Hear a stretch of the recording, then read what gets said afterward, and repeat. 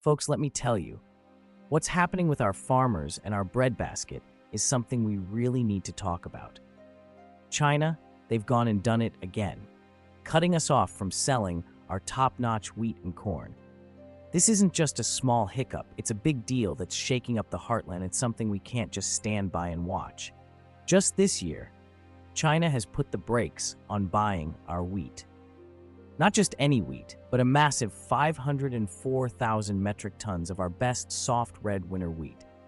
We're talking about cancellations on March 8th and 15th that have our farmers scratching their heads and wondering what's next. This isn't just about numbers, it's the biggest slap in the face since 1999. Imagine that. And why? Because China says they can get their wheat cheaper from Russia and Ukraine, where the prices have dipped under $200 per metric ton. Our wheat, superior as it is going for over $220. Now think about what this means for our folks working the fields. Wheat prices were sky high, hitting record levels because of all the global unrest we've been seeing.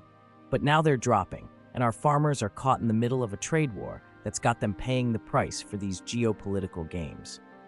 China's playing a smart game for themselves, folks. They're scooping up cheaper wheat while leaving our farmers out in the cold. This isn't just about trade, it's about respect and fair play. The volatility in the market is more than just numbers, it's about the livelihoods of our American farmers. Folks, let's talk about what's happening with the wheat and corn markets, because there's a big shakeup that's not looking too good for American farmers, and it's all thanks to the Chinese playing their cards smart. Now, over in China, they've been having some pretty great weather for growing wheat, believe it or not.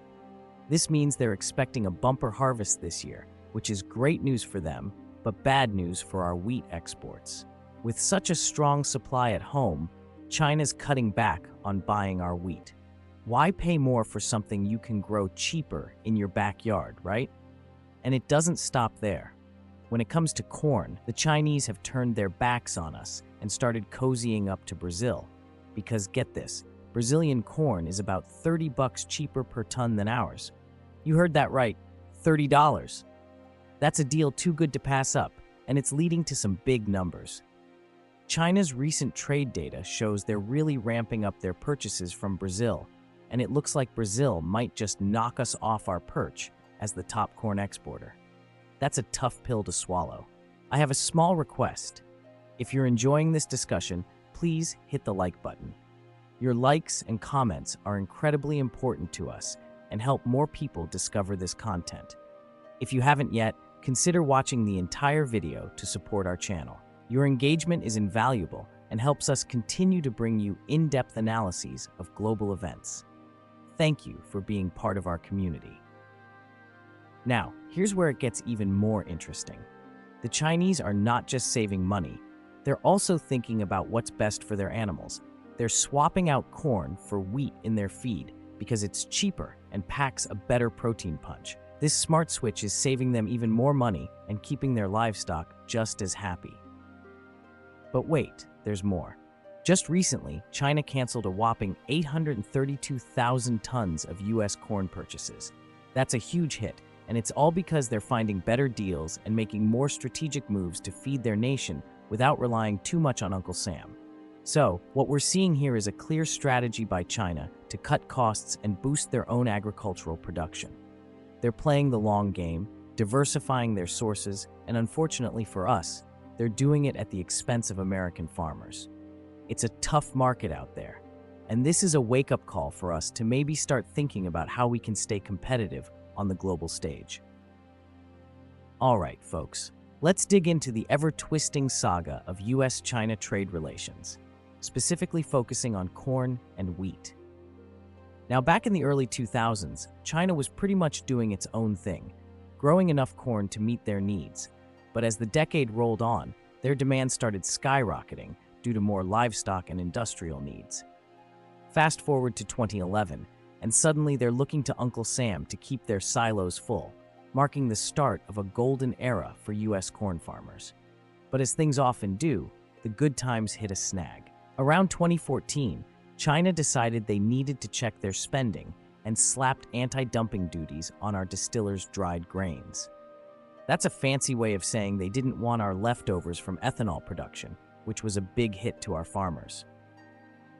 And just when you thought it couldn't get worse, along comes the trade war between 2018 and 2019.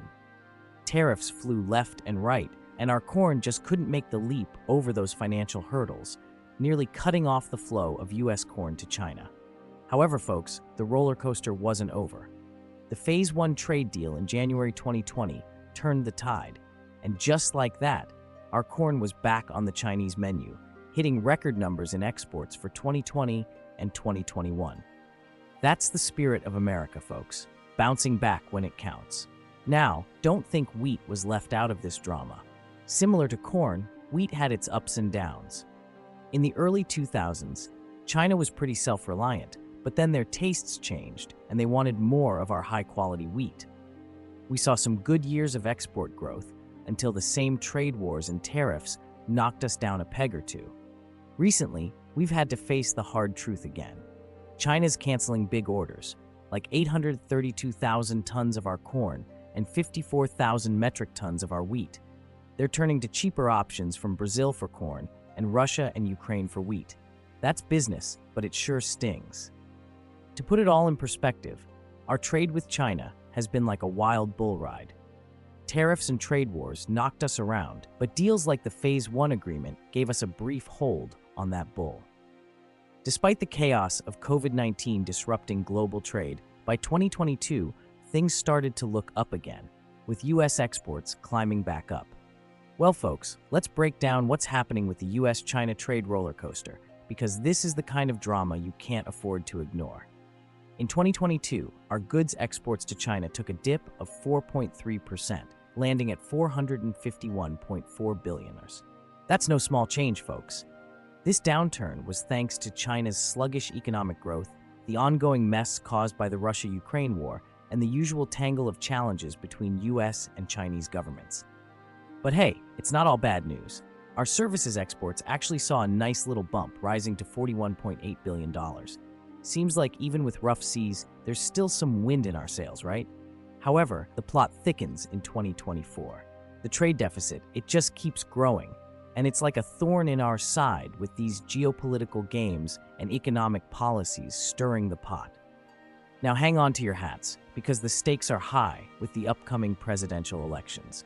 The future of this US-China market saga could swing wildly, depending on whether Biden or Trump gets the keys to the Oval Office. Under Biden, it's been quite the strategic chess game.